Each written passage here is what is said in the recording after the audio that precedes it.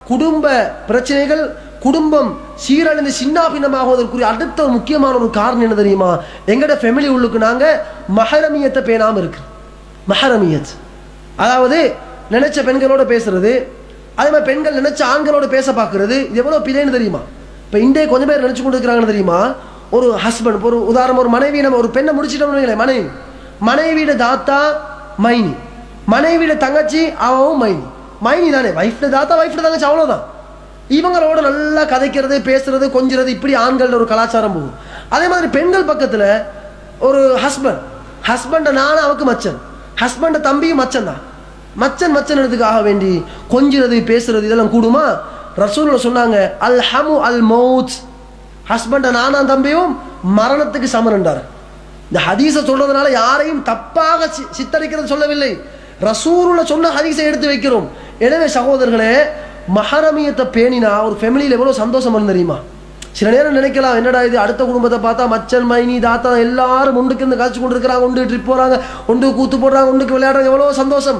நாங்கள் மைனியை கண்டா ஒழிக்கணும், மைனி எங்களை கண்டா அவங்கள போகிறா, முகத்தை காட்டுறா, இல்லை ஒளிஞ்சி வாழ்றா. அப்போ இது என்னன்னு கொஞ்சம் பேர் நினைப்பாங்க. ஆனால் இதில் பெரிய கயிறு இருக்குது சகோதரர்கள். ஏன் கயிறு இருக்குதுண்டா, இன்றைக்கு சமகாலத்தில் ஒரு புதிய ஒரு கலாச்சாரம் வந்து இருக்குதுன்னு தெரியுமா? ஒரு ஆணும் பெண்ணும் திருமணம் முடிச்சு கொஞ்ச நாள் வாழ்வாங்க, வாழ்ந்த உடனே ஹஸ்பண்ட் பார்க்கறது மனைவியோட தங்கச்சி அல்லது தாத்தாவோட சில நேரத்தில் ஓடி போகிறது, அதே மனைவியும் ஹஸ்பண்டுடைய நானாவோட தம்பியோட சில ஓடி போகிறது. இப்படி நிறைய நிகழ்ச்சிகள் இன்றைக்கு இலங்கையில் சர்வசாதாரணமாக அரங்கேறி கொண்டிருக்கிறது சகோதரர்களே. காரணம் என்ன தெரியுமா? மஹரமியத் குடும்பங்களில் பேணாததன் காரணமாக ஏராளமான விளைவுகள் வந்து கொண்டிருக்கிறது. அண்மையில் கொழும்பை அண்டி ஒரு பிரதேசத்தில் ஒரு கேள்வியை கேட்டு வராங்கன்னு தெரியுமா? தாத்தர் ஹஸ்பண்டோட தங்கச்சி ஓடி போயிட்டா, ஓடி போய் எல்லாம் வீட்டுக்கு கூட்டு வந்த ரெண்டு பேரும் பிடிச்சி நிற்கிறாங்க, தாத்தாவும் பிடிச்சி நிற்கிறான், தங்கச்சிக்காரையும் பிடிச்சி நிற்கிறான். இவரோடு தான் வாழுவேன், ரெண்டு பேருக்கும் அவர் தான் தேவை. அப்படி தாத்தாவும் சொல்ற இவர் தான் தேவை, தங்கச்சிக்காரையும் சொல்ற இவர் தான் தேவை. இஸ்லாத்தில் இப்போ என்ன தீர்வு?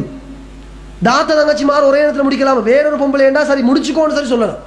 ஒரே நேரத்தில் ஒரே ஃபேமிலியில் இருக்கக்கூடிய தாத்தாவையும் தங்கச்சியும் ஒரு ஆண் முடிக்கிறது ஹராம், அது கூடாது. இப்போ ஆனால் ரெண்டு பேரும் முடிச்சிருக்கிறாங்க, ரெண்டு பேரும் இவரோட தான் வாழும். அப்போ பாருங்க, இதுக்குரிய காரணம் என்ன? இந்த மார்க்கம் எப்படி வாழ சொல்லுது, எப்படி மஹரமியத்தை பேண சொல்லுது, யாரோடு பேசலாம், யாரோடு தேவைக்கு மாத்திரம் பேசலாம் என்பதை எங்களோட சமுதாயம் மறந்து விட்டது, படிக்க தவறிவிட்டது. அதனால் தான் குடும்பத்துக்குள்ள இவ்வளவு பிரச்சனைகள் சிதைவுகளாக வந்திருக்கிறது. எனவே அன்புக்குரிய இஸ்லாமிய சகோதரர்களே, குடும்பத்தில் பிரச்சனைகள், சிதைவுகள், விரிசல்கள் வருவதற்குரிய காரணிகள் நான் தற்பொழுது சுட்டிக்காட்டியது மாத்திரமல்ல, இன்னும் ஏராளமான காரணங்கள் இருக்குது. அது உங்களுக்கு தெரிஞ்சிருக்கும்னு நினைக்கிறேன்.